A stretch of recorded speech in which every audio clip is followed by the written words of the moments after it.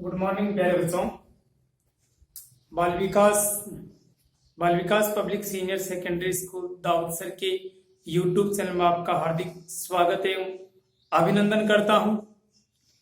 प्रिय विद्यार्थियों, हमने 9th क्लास का पहला चैप्टर पढ़ रहे थे संख्या पद्धति। उसमें हमने संख्या पद्धतियों के बारे में भाग 1 में जानकारी पढ़ी थी। संख्याओं के बारे में संख्या पद्धति का सामान्य परिचय पढ़ा था। आज हम स्टार्ट करते हैं कंटिन्यू।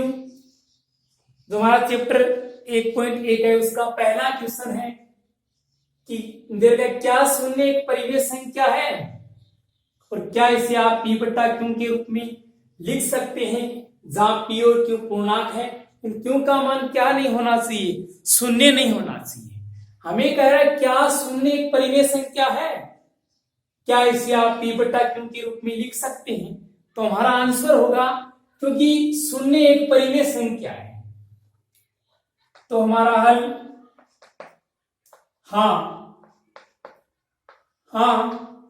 शून्य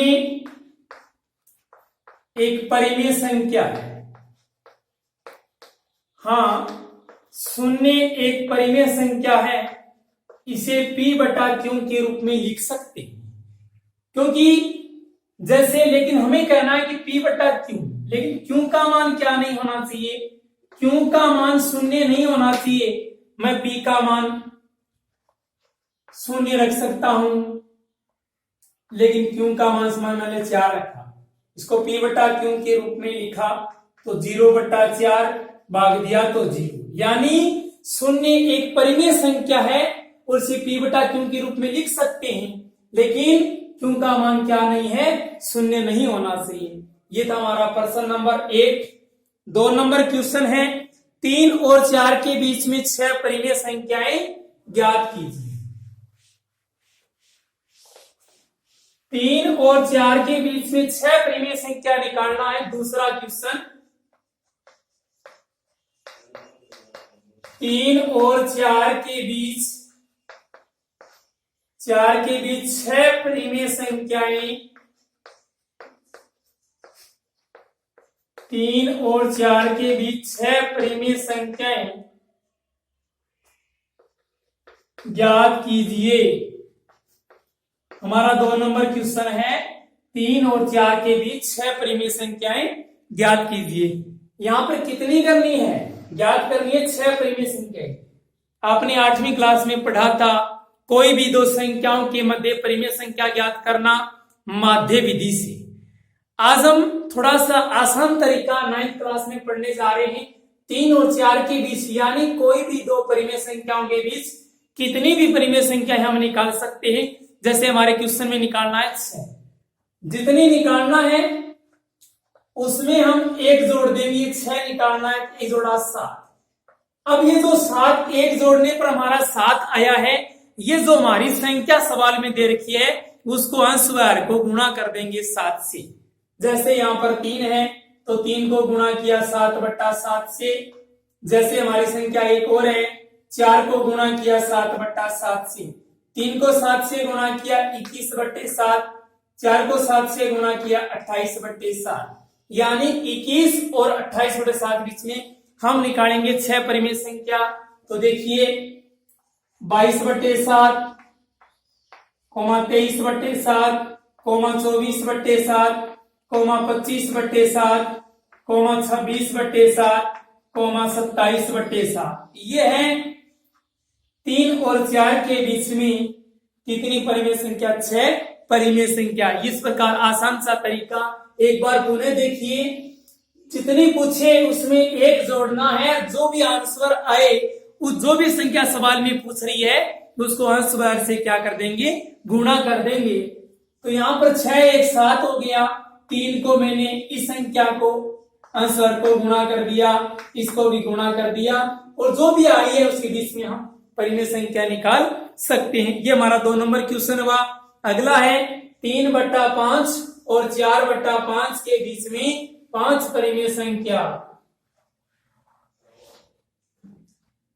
3 नंबर क्वेश्चन है 3 बट्टा 5 और 4 बट्टा 5 के बीच 5 परिमेय संख्याएं ज्ञात कीजिए।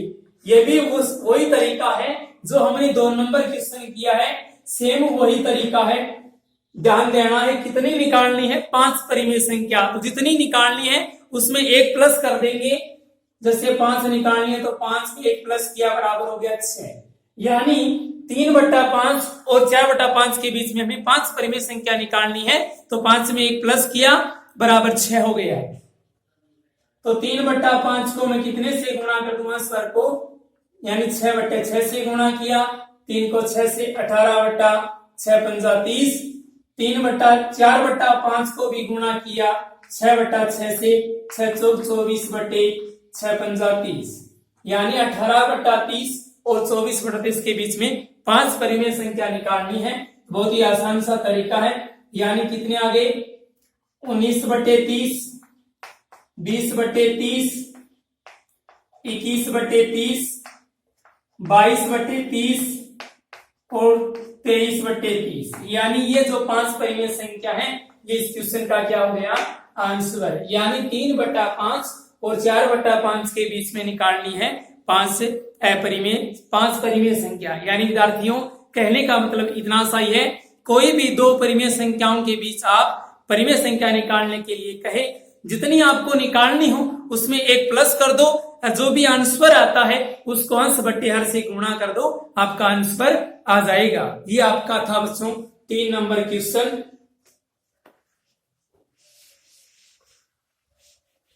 अब देखिए इसी चैप्टर का 4 नंबर क्वेश्चन। 4 नंबर क्वेश्चन है, नीचे दिए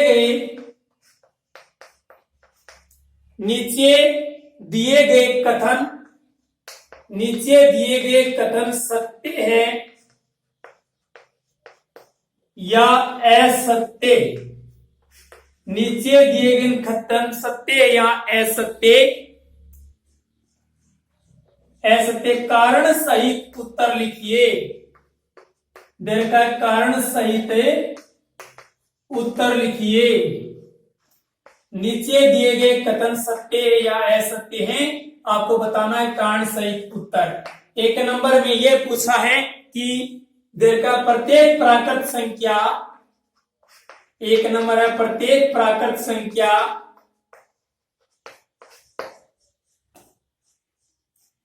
एक पूर्ण संख्या होती है, कि प्रत्येक प्राकृत संख्या एक पूर्ण संख्या होती है।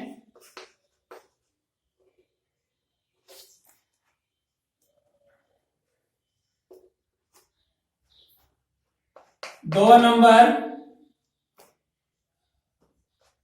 कि प्रत्येक पूर्णांक संख्या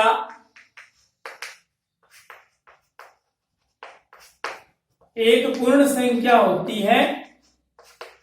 प्रत्येक पूर्णांक एक पूर्ण संख्या होती है। इसका 3 नंबर था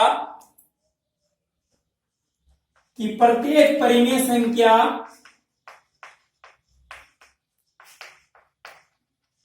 प्रत्येक परिमेय संख्या एक पूर्ण संख्या होती है। यानी विद्यार्थियों जो आपका 4 नंबर प्रश्न है उसमें आपको कथन सत्य और असत्य के बारे में पूछा है कि नीचे दिए गए कथन सत्य या असत्य अपने कारण सहित अपने उत्तर लिखिए। तो यहाँ पर जो हमारा 1 नंबर था कह रहा प्रत्येक प्राकृत संख्या एक पूर्ण संख्या होती है। बात करना है प्राकृत संख्या, यानी आपको पता है प्राकृत संख्या जो 1 से स्टार्ट होकर अनंत तक चलती है, और एक पूर्ण संख्या यानी ये तो हो गई 1 2 3 4 अनंत तक, और ये होगी 0 1 2 3 4 लेकर अनंत तक। जितनी भी प्राकृत संख्या सब पूर्ण संख्या होती है क्या, देख लीजिए 1 2 3 ये प्राकृत यहां से स्टार्ट होती है और ये यहां से आ रही है, यानी ये आपका कथन क्या है, सत्य। इसका मतलब कारण ये है कि जितनी भी प्राकृत संख्या है वो सब पूर्ण संख्या होती है। 2 नंबर प्रत्येक पूर्णांक संख्या एक पूर्ण संख्या होती है। पूर्णांक की मैं बात कर लेता हूं। मैंने आपको इसे पहला जो पढ़ाया था भाग, उसमें पढ़ाया था पूर्णांक संख्याओं के बारे में।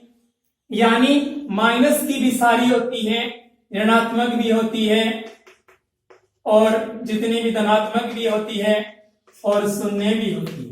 लेकिन यहाँ पूर्ण संख्या में शून्य से लेकर धनात्मक होती है, न कि ऋणात्मक। और यहाँ पूर्णांक भी ऋणात्मक भी होती है। तो पूछा है कि प्रत्येक पूर्णांक संख्या एक पूर्ण संख्या होती है। तो ये आपका कथन हो गया असत्य। क्या हो गया?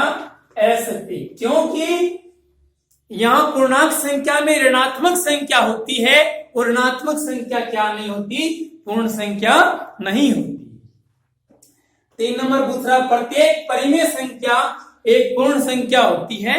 प्रत्येक परिमेय संख्या, यानी यहां पर मैं लिख दूं परिमेय संख्या को 0/7 बराबर 0, ये भी एक परिमेय संख्या है।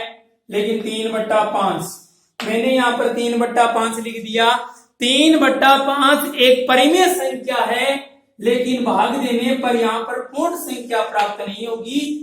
ये भी कथन क्या हो गया? असत्य। यानी प्रत्येक परिमेय संख्या एक पूर्ण संख्या नहीं होती, क्योंकि आप ये 3/5 एक परिमेय संख्या है, लेकिन पूर्ण संख्या नहीं है, पूरी संख्या नहीं है।